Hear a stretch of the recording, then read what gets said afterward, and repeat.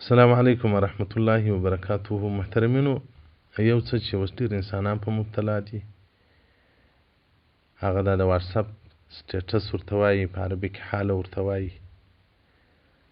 بعضو ویډیوګانې پورته کړي، بعضې تصویران پورته کړي، یا بعضو خلکو پر واتساپ باندې تصویران درولي، د زیرو حشي تصویران.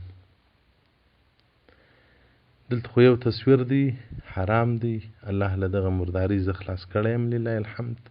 الله دې مې نور هم خلاص کړي. کوم وخت راسه اخیستل سوي دغه بد کاره سوي، الله دې د هغه عفو راته وکړي. او ډېر انسانان په اخطاو په مبتلا دي. یو خوا تصویر دی، او خوا د ځان ته جرم و ګناه ده چې وایي هغه څوک چې نبي شهید کړي، نبي ووژني، او هغه څوک چې تصویران اخلي، د دې دواړو به یو عذاب وي. تاسو اوس فکر ورته وکړئ. دلته بل شي ته مې در پام کوم، بعضو خلکو پر د خپل واتساپ پروفایل باندې یا د واتساپ سټیټس باندې تصویر د زیرو حشي تصویر درولی. بل ملګری بیا یې هغه د محمد صلی الله علیه وسلم نوم پر سټیټس درولی، یا پر پروفایل د واتساپ درولی، یا د قرآن تصویر درولی وي، یا نور آیاتونه لیکلي، یا اذکار لیکلي وي. نو خو د ستا انډیوال دی، ستا سره یې نوم سیو دی، ستا واتساپ د ده پر واتساپ لوړ راغلی، د محمد صلی الله علیه وسلم نوم لاندې سو، د الله جل جلاله نوم لاندې سو، د قرآن آیات لاندې سو، د قرآن تصویر لاندې سو. هغه ستا پر سټیټس یا د واتساپ پر پروفایل باندې چې کوم تصویر دی هغه لوړ سو. ګوره دا څونه بې ادبي ده. یو ګروپ ته زه یو چا ور اچولی یم، په هغه کې یو عالم و په د واتساپ پروفایل باندې یو تک سپین یو ګلاوسه آس و. نو د هغه نوم زما سره سوی و. نو دلته چې مې راواړول لاندې بیا یو بل ملګری دی، د هغه پر واتساپ باندې د روضې شریفې تصویر دی، او څه اذکار لیکل سوي دي، او هلته لوړ آس پر ولاړ دی. دا خو مې د هغه عالم نوم ډیلیټ کړي سړی چې یو مخ دې له واتساپه څه نوم لاړ شي ښه دی. بیا مې نو ده ته هغه دغه ور واستول، ما ویل دا خو ستا تصویر پر ګنبد شریفه باندې لوړ دی، آس ور باندې لوړ دی، دا خو مال بې ادبي ده. الله دې د جنت نصیب کړي. الله جل جلاله دې زموږ سره اهل د جنت کړي. اچھا بکې دا تصویر چینج کړی، بیا ما بیرته نوم ولیکئ. نوم مې په دې وجه خراب کړي چې نوم مې نه وای خراب کړی، خو واتساپ لوړ راکړی. نو په دغه کې تاسو احتیاط وکړئ. دا زما د واتساپ سټیټس ته چې زه ور واوړم، شاګردان دي، نارینه دي، ښځینه دي، ښځلې هم والله پر درولي، فلمونه یې هم پر درولي. ولې ته یې ځان ته اور اچوئ؟ څه در پېښ ده کور خراب؟ ولې دومره د ځان سره ظلم کوئ؟ ولې مو دومره دوزخ خوښ دی؟ ولې دومره د جنت څخه لرې ځغلئ؟ په دغه ستا کور ته څه درځي چې ته تصویر پر دره یې؟ پر دغه ستا کور ته څه درځي چې ته ویډیو پر دره یې؟ ولې دونه شیطان خطا ایستلي یاست؟ ولې دومره غرق یاست؟ ولې مو دومره سترګې پټې دي؟ د خدای په لحاظ باندې د خپل ځان خطر وساتئ. ما ته مو والله العظیم که تاوان و ګټه رسېږي،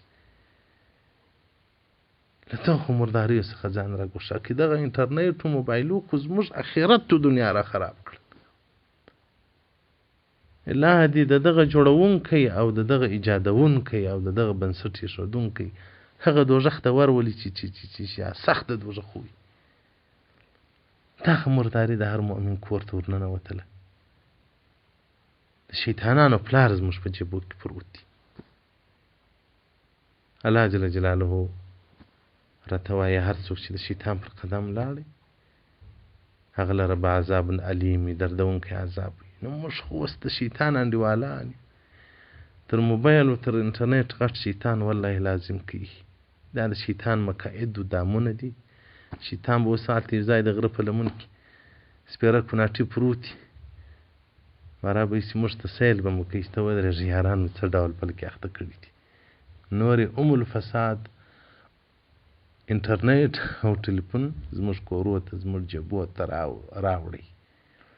ښځې ځوانان سپین ږیري الکان ټول په دغه مردار خلکو لوی اخته شول داسې انسانان ول چې په سترګو باندې بې نامحرومه ښځه نه ولیدلې داسې ښځې به وي چې په سترګو باندې بې نامحرومه سړی نه ولیدلی خو نن دغه مرداري وجیب ته ورله داسې سترګې به هم وي چې د انسان لڅ بدنونه و لڅ تصویران و لڅ خراب شان به کې کتلي د خدای په لحاظ باندې د خپل قبر په لحاظ باندې نو فقهای کرام وایي یکره مکروه دی مکروه تحریمي دی اندا یمد رجلیه چې څوک وغځي پښې په خوب کې یا په ویښو الی القبله والمسح په قرآن لره او کتب الفقه سړی بيدیږي هم به قبله ته پښې نه کوي قرآن ته به پښې نه کوي کتابو ته به پښې نه کوي او که ویښ هم نو قرآن ته پښې غځول حرام کار دی دا چې پر قرآن د آس تصویر لوړ پروت نو دغه بیا نه دی حرام دا بیا په کوم مذهب کې روا دی کوی است لله الحمد داسې ورځ ته چې الله جل جلاله هلته دا فیصله کوي وامتازوا اليوم ایها المجرمون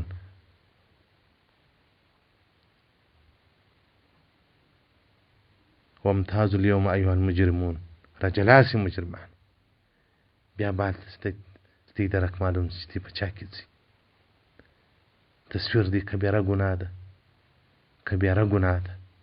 کبیره ګناه اغلا زنا لواطت شراب قتل تصویر اخستل د الله سره شرک نیول دا ټول کبایر دي بعضې دی ګناهونه دي چې په دنیا کې حد لري اوس زنا دی وکړل شرایط حد ورته ټاکلی دي لواطت ته حد شته سزا معلومه ده غلا ته سزا معلومه ده قتل ته سزا معلومه ده غیبت ته بیا سزا نه ده معلومه تصویر اخستل ته سزا نه ده معلومه حسد ته سزا نه ده معلومه بادام کبایر دي په دنیا کې سزا نه لري سزا یې پټه د آخرت ده نو ځکه د تصویر والا سزا دومره ده لکه څوک چې نبي شهید کړي داسې بدبخته خلک هم تېر سوي وو پخوا زمانو کې چې د زمانې انبیا علیهم الصلاة والسلام شهیدان کړي دي خو نن زموږ مؤمنان زموږ خویندې او وروڼه هر سړي دومره جرم کړی دي لکه پخوا چې خلکو انبیا شهیدان کړي دي تاسو فکر وکړئ لږ رحم پر ځان وکړئ لږ رحم وکړئ